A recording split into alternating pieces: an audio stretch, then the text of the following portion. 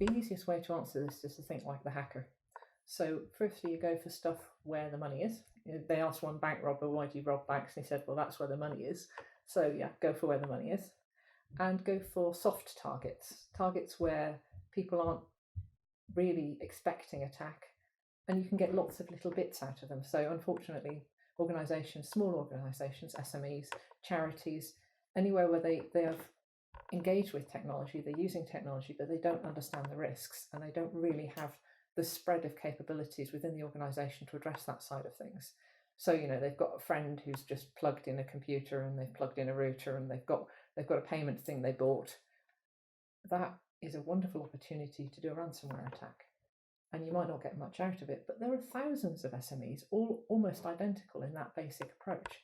And so you've got, again, think like an attacker. This is a business you're running. You want to make a profit. So you look for a situation where you can reuse the same attack.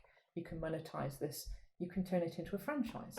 So ransomware is now a franchise. You can buy a license for ransomware, and then you pay a fee depending, you know, it's a proportion of the ransom that you get back.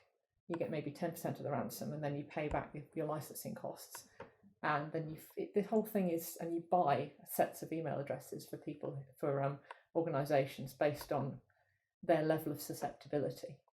So if you can apply a cookie cutter approach to your attacks, cool. So look for areas where everyone is very similar. So charities, SMEs, little organisations, they're easy. You don't get much out of them.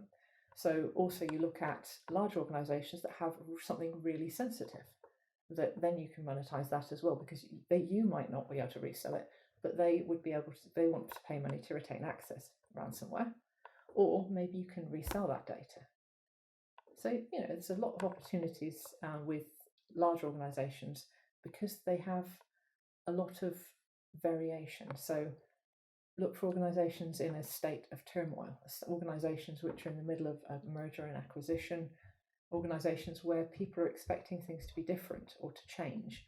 And you can inject peculiar looking emails. They're peculiar, yes, they're attacks. People are expecting odd things during times of change.